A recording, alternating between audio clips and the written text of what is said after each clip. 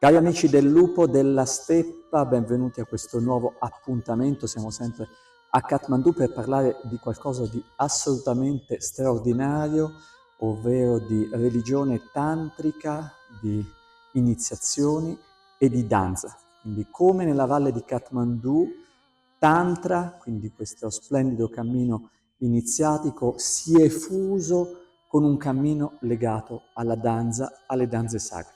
Per parlare di tutto questo abbiamo un mio vecchio amico, Ramesh Marjan, che ringraziamo. Ramesh appunto non è soltanto una mia antica conoscenza, ci conosciamo con lui oramai da più di 20 anni, ma Ramesh è un importante insegnante di musica, è un musicista di musiche tradizionali della Valle di Kathmandu ed è qui soprattutto perché è anche un insegnante di danze tantriche, secondo la tradizione della Charya Nritya, che come ci spiegherà fra poco Ramesh è la tradizione di danza tantrica della Valle di Kathmandu, quindi diamo il benvenuto a Ramesh che ha accettato di fare questa intervista e poi vi spiegheremo anche perché stiamo facendo questa intervista. Non è soltanto teoria, ma in realtà con Ramesh stiamo organizzando un ritiro di danze tantriche e di danza Butò combinate assieme, che avrà luogo in marzo-aprile 2025, quindi stiamo già lavorando assieme, ma è bene importante dare qualche informazione su cosa sono queste danze tantriche. So, thank you very much, Ramesh, for being Very much, Martino, inviting me. So, I was explaining a little bit what is your role, quindi stavo spiegando chi sei, cosa fai. It's important to us to know something about this, quindi sto chiedendo a Ramesh cosa sono queste Charya Nritya, queste danze tantriche della Valle Kathmandu e in che maniera sono poi legate alla tradizione Newar, che è quindi il gruppo etnico indigeno della Valle di Kathmandu, e quando si va a Kathmandu e si vedono i monumenti di Kathmandu in genere sono tutte testimonianze di questa importantissima e ricchissima tradizione che è la tradizione appunto dei Newar. So what about Charya Nritya? If you can give us a very, very short introduction, why is so important, in what way is related to Tantric tradition? So first of all, once again, thank you very much, Martino, Grazie inviting Martino me per avermi invitato. to say a few words about Charya, what we practice in Newar community of Kathmandu Valley. Actually, I'm also from Newari community. Quindi grazie per avermi invitato a parlare delle danze Sharia. Quello che è importante appunto, io sono un membro della comunità Newar, quindi questo gruppo etnico della Valle di Kathmandu. So we Newar mainly when we do any activities, ritual written about particular god and goddesses. Ok, quindi Ramesh ci sta spiegando tradizionalmente nella Valle di Kathmandu, quando ci sono dei rituali da celebrare, ci sono sempre dei sacerdoti che spesso e volentieri sono sacerdoti legati alla tradizione buddista. La ritualità è anche connessa appunto al mondo della Charya, e quando si parla di Charya si parla di canzoni che sono, di canti più che canzoni, legati a particolari divinità. And it was believed that the Charya was a written book, Hebajra Tantra book. Ci sta spiegando questa tradizione delle danze sacre Charya risale a molti secoli fa, quindi si parla IV, V, VI secolo d.C., quindi esistono, in quest'epoca sono stati composti dei testi tantrici legati alle Vajra Tantra, dove in dettaglio viene spiegata qual è la relazione che esiste tra le Giti, quindi tra i canti di natura tantrica e questo genere di danze. And these songs, Charya Giti, also known as a Vajra Giti, like a religious, like a Tantrism, right? Quindi ci sta spiegando che questi testi sono stati redatti, anche le stesse canzoni legate, canti legati a questa tradizione, sono stati redatti da degli autori di questa epoca, che non erano semplicemente persone che scrivevano, ma tutti erano dei maestri realizzati legati alla tradizione tantrica appunto anche di queste zone. And when we talk about the Charya, there is different kind of Charya Gitis are there, like a Bhaya Charya, that the priest is important. Allora ci sta spiegando sempre Ramesh che Quando si parla di Charya Giti, quindi di canti legati alla tradizione Charya, sono sempre dei canti sacri che nella modalità più semplice sono delle recitazioni connesse all'ufficio di determinati rituali. Sono spesso dei canti che hanno lo scopo di focalizzare l'attenzione su particolari divinità. C'è poi ovviamente l'aspetto della danza, che è quello che appunto a cui ora pian piano ci stiamo avvicinando. Yes. So there are different kind of charyas are there, like a Bahya charya. This practice they really need to do sadhana and keep very contact from inside to God and goddesses with meditation, with reciting mantras, all these. Quindi Ramesh ci sta dicendo questo che è, direi, l'aspetto forse tra i più importanti quando si parla di danze tantriche Charya. Ci spiega che anticamente, tradizionalmente, erano delle danze connesse a un elemento fortemente iniziatico. Erano danze segrete, quindi riservate soprattutto a sacerdoti tantrici legati alla tradizione buddista della valle di Kathmandu, ed erano segrete ma non a un unico livello, c'erano più livelli, c'erano danze segrete, segrete, segrete, segrete, segrete del segreto.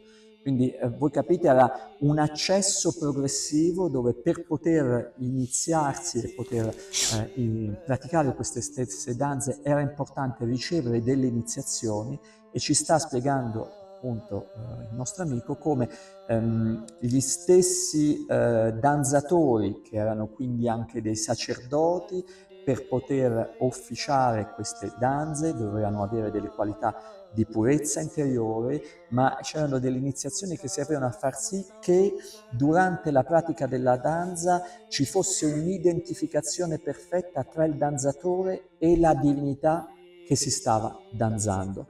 Ci stava spiegando come in alcune di queste danze all'inizio del rito, perché erano a tutti gli effetti dei riti di danze sacre, veniva disegnato un diagramma magico. Questo diagramma era quindi una forma simbolica che rappresentava l'essenza stessa della divinità che veniva danzata, e da quel momento in poi, come vedete, pian piano c'era una costruzione dell'elemento magico sacrale, poi pian piano iniziavano le danze, e la danza, che era, adesso lo andiamo a domandare in maggior dettaglio a Ramesh, erano delle vere e proprie forme di meditazione in movimento, di meditazione dinamica, cioè attraverso la danza il danzatore, che era anche un officiante quindi, entrava in questa comunione profonda con l'energia illuminata della divinità che veniva danzata.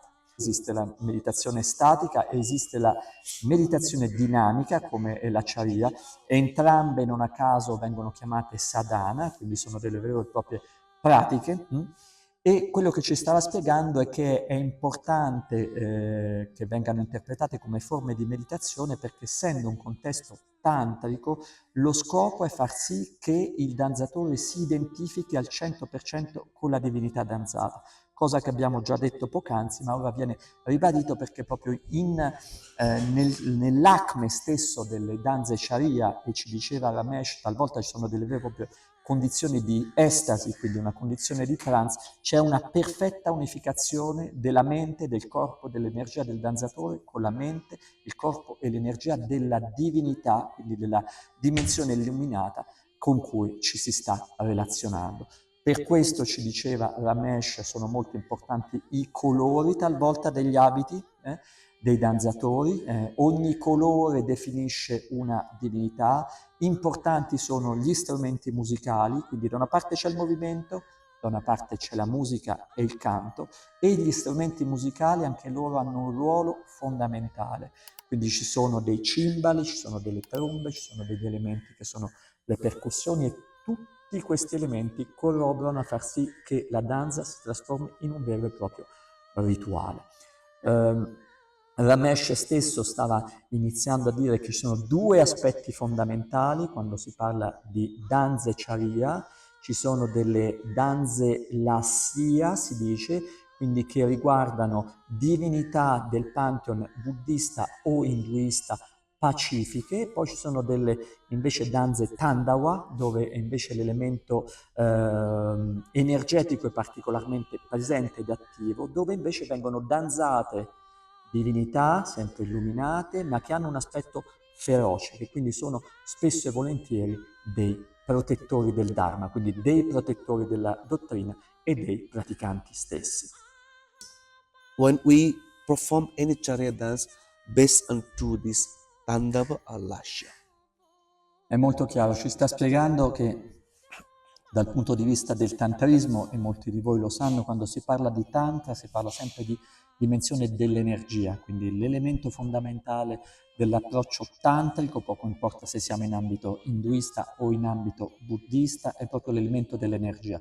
E questa energia, ci spiega Ramesh, ha un doppio volto, ha un volto quindi pacifico, che nelle danze Charya poi è personificato da divinità che hanno questo aspetto pacifico, come Sodasya Lasya, che sono le divinità dell'offerta, come Pancha Buddha, ad esempio, dove proprio questa energia è un'energia molto, molto dolce, e anche gli stessi movimenti sono dolci, il ritmo stesso e la melodia dei canti seguono questo stesso andamento. E poi c'è un'energia invece che è molto più percussiva. Non a caso prima ci diceva, sono soprattutto i protettori che hanno questo aspetto tandava di energia irata, proprio perché è la polarità complementare, e abbiamo qui divinità di ordine diverso e danze di tipo diverso, come appunto quella di Vajrabhairav, appunto di Vajrapani e così via dicendo, e ci spiegava appunto Ramesh che già guardando gli stessi ornamenti ce ne rendiamo conto. Ad esempio questa appunto è una corona che viene normalmente utilizzata nelle danze Charya, e vedete ci sono degli ornamenti, ma sono degli ornamenti completamente diversi rispetto a quest'altra, dove compare appunto un teschio che rappresenta l'energia attiva, un elemento che è connesso con la vacuità e quant'altro. Quindi vedete già dai semplici simboli alcuni aspetti quindi fondamentali del costume delle Charya, già sappiamo qui riconoscere se siamo di fronte alle divinità pacifiche, quindi la modalità Lasya, o la modalità invece Irata, Tandava.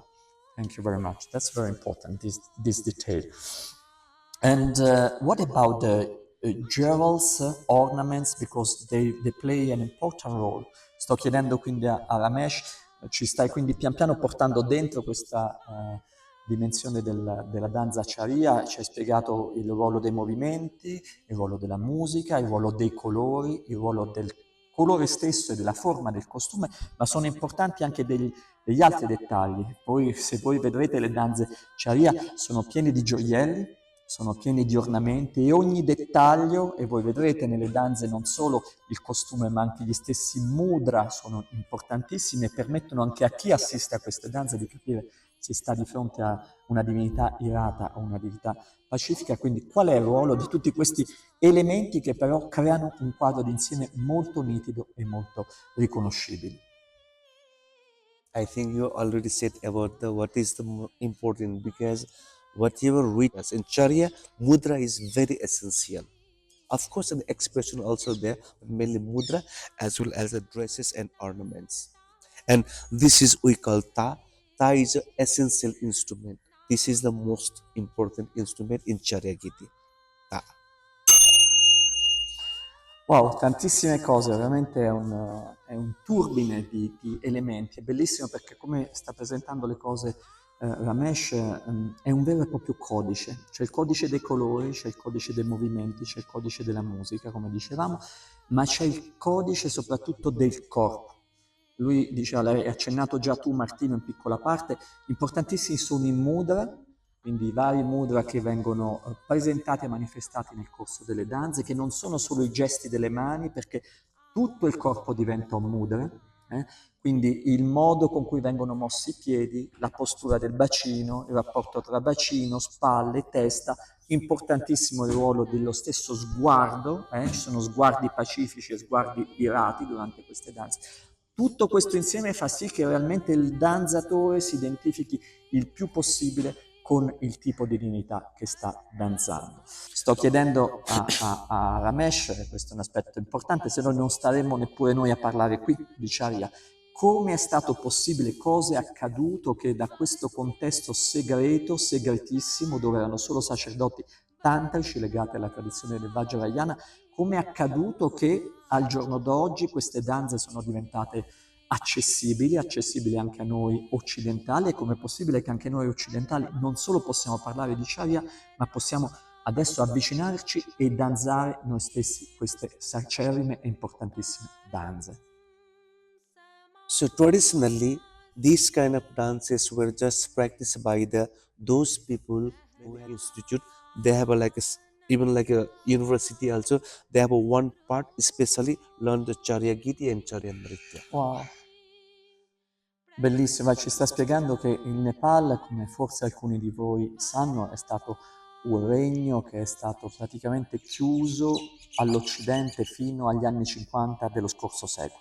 Quindi è stato con gli anni 50 dello scorso secolo che pian piano questo Stato, che era un regno in cui dovete sapere che il re e la regina del Nepal erano considerati delle incarnazioni terrestri di Vishnu e di Lakshmi, quindi erano degli dei, considerati dei dei incarnati in degli esseri umani, quindi vi potete immaginare di che contesto stiamo parlando. Ebbene, quando il Nepal si è aperto, è accaduto pian piano un lentissimo processo che poi ha portato alla democrazia come c'è oggi in Nepal, non c'è più il re, c'è la democrazia. Ebbene, ci sta spiegando che c'è stata un'apertura generale. Per quello che riguarda le Charya Giti e le Charya Nritya, quindi le danze e i canti legati alla tradizione tantrica Charya, durante una conferenza internazionale sul buddismo vari decenni fa, la comunità, diciamo, che rappresentava la comunità Newar e lo stesso Nepal ha deciso per la prima volta di mostrare pubblicamente alcune danze Charya che furono accolte, diciamo, in maniera entusiastica dalla comunità internazionale buddista. Quindi da quel momento in poi c'è stata un'apertura, il che non è significato tuttavia che le danze segrete Sharia e tutto questo contesto iniziatico di cui abbiamo parlato scomparisse. Continua ad esistere, continua ad essere praticato in segreto appunto dai sacerdoti della tradizione del Vajrayana, però è anche vero che alcune parti sono state rese accessibili a noi occidentali e in generale, quindi al giorno d'oggi, come forse alcuni di voi sanno, ci sono in vari posti del mondo, ci sono insegnanti di danza Charya che si ispirano ai grandi insegnanti tradizionali di danza Charya della valle di Kathmandu, che insegnano, e fra questi appunto il nostro Ramesh, che vi ripeto è non solo musicista e insegnante di musica tradizionale della valle di Kathmandu, ma anche un grandissimo insegnante di danze Charya. So I try to make in short what you are explaining in that details. Is there anything that you would like to add about our idea to do something together, to present, to show and to introduce Sharia dance, also combined with my work related to dance, to Western people? So, sto chiedendo se vuole aggiungere qualcosa riguardo a questo progetto che abbiamo di portare occidentali, portare francesi, portare italiani, quindi persone che già mi conoscono e già conoscono anche il mio lavoro, di portarli appunto a Kathmandu con questo progetto combinato di danza Sharia e danza Butò, in maniera tale da permettere alle persone di avvicinare concretamente questa splendida tradizione. So me and my group, we have one group. So we have been doing this dance at least like 35 years back on the stage for the national and international stage, Buddha and Buddhism as well as Charya dance. It will be really grateful to work. Quindi ci sta dicendo Ramesh che lui oramai insegna diciamo a nepalesi e occidentali da più di 30 anni. Lui ha una sua scuola, un suo gruppo dove lui, i suoi, chiamiamoli, collaboratori, colleghi, assistenti, insegnano sia musica tradizionale sia danze Sharia. Ramesh stesso ha fatto degli workshop intensivi in varie parti del mondo di danze Sharia e di musica tradizionale della Valle di Kathmandu.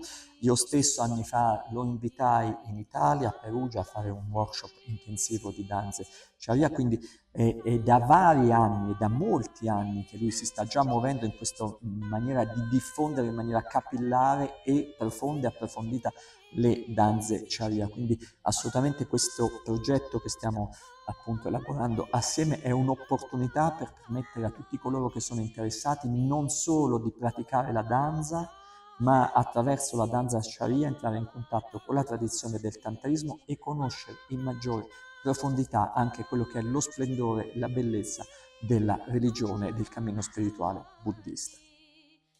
And we do this Charya Giti and Charya dance, all our tradition. We are nowadays also we are teaching this. Questo è un punto, direi, fondamentale, uno di quelli più importanti che ha toccato in questa bella conversazione il nostro amico Ramesh. Sta dicendo lo scopo con cui stiamo facendo tutto questo, lui e i suoi collaboratori, non è semplicemente quello di condividere delle esperienze, di conoscere delle persone, di insegnare qualcosa di nuovo, di diverso. No, dal momento che le danze tantriche Charya sono delle danze sacre a tutti gli effetti e come già ci ha spiegato sono una modalità concreta per permettere a un essere umano di entrare in contatto con la potenza illuminata di determinate divinità, quindi una forma di meditazione e di introspezione profonda. Dice, il nostro scopo è anche far sì che le persone si avvicinino a questo aspetto e quindi diventi veramente un'occasione per praticare meditazione e anche, come diceva lui, per diffondere energia spirituale. Questa, soprattutto nell'epoca come la nostra, non è un elemento secondario, quindi c'è l'elemento assolutamente di curiosità, performativo, proprio per imparare qualcosa di nuovo che riguarda la nostra relazione con il corpo, ma c'è anche questo aspetto, cioè far sì che queste danze diventino uno strumento per conoscerci noi profondamente, per riscoprire quella scintilla divina che esiste dentro di noi. So thank you very much, Ramesh, for your really wonderful explanation, a few words of this rich and deep tradition. Quindi grazie infinite Ramesh per questa spiegazione che in poche parole hai cercato di condensare questa profondissima e splendida tradizione di danza e speriamo quindi di vederci a breve, di avere, chissà, varie persone assieme a noi a danzare queste bellissime danze Charya. Thank you very much. Thank you, Namaskar. Martino. Thank you. To give me for providing me to express my few words. Dhanyavad. Namaste. Grazie Ramesh, ci ringrazio per avervi dato l'opportunità appunto di esplicare e di raccontare questa sua esperienza e queste sue conoscenze. E grazie a voi.